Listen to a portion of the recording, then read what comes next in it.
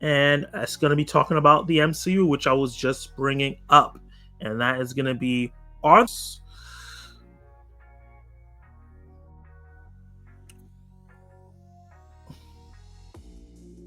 Oh, I forgot to put the other slide. Ah.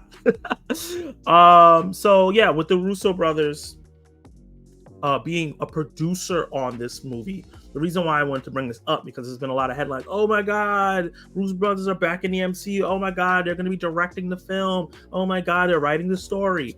Which, based on what this is saying, is not true. I had another slide breaking down something. I guess I didn't upload it, but I'll just talk to you guys about it. You can see my pretty face. They are producers of this film, which is, I think, significant, right? Because usually when it's kind of a thing like James Gunn, right? If he has a producer, he has an executive producer credit on like Infinity War, but he didn't write or direct Infinity War. It's just that they were using characters from Guardians of the Galaxy on it, so that's kind of part of his intellectual property. He gets to be a part of it, or not like to a property, obviously under the MCU, but he was a director that worked on it and created all that. So he gets executive producer tacked onto that. But there's a lot of executive producers on these films, but the main producers is either just Kevin Feige by himself or Nate Moore or some of the people that he has around him. But most of the time it's Kevin Feige. But the fact that the Russo brothers are producers and not executive producers, because executive producers are usually people who send some money for the film. They helped an actor get on, but they don't really have any part of the creative. The producers usually are part of the creative of whatever movie they're producing. It's not just about film bringing in. They usually check out the dailies, which is everything they shot in that day. They have to send to the producer to sign off on.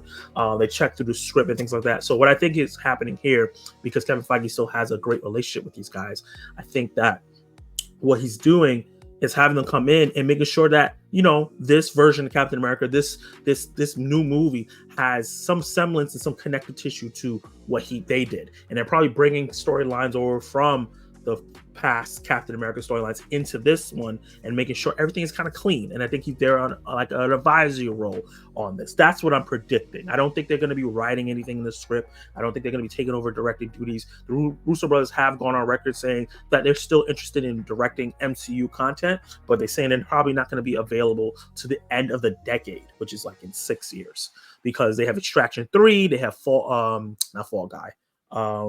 What is that name of the movie? Oh my God, Ryan Gosling and Chris Evans. I'm forgetting what it's called right now. But the other Netflix movie that they did, The Gray Man, which I actually ended up liking. Some people didn't. It has mixed reviews, but it did really, really well. It's going to get a second one. And they have other projects that they're producing that they're not particularly directing, but they're producing as well under their new banner. So I don't think they're going to be directing any MCU film anytime soon. Obviously, that could be a red herring, and maybe they come in and direct Avengers 5 or 6. But as of right now, their statement is that they're not directing anything else.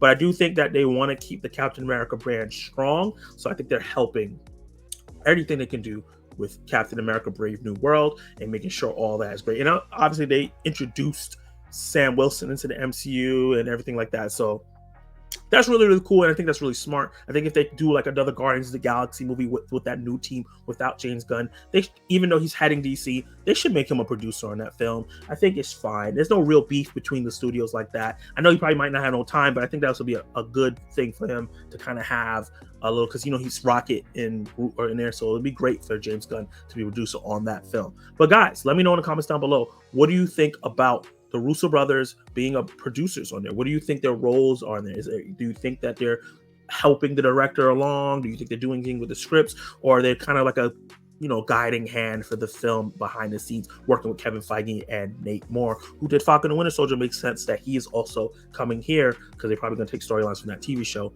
and put it in the movie. Drop all your comments down below and let me know. Like, subscribe, hit the notification bell to be notified of my reviews, reactions, everything. If you're in the live chat, stay tuned. And if you are not in the live chat and you're watching afterwards, definitely check out the live streams weekly. Let's see what the live chat has to say.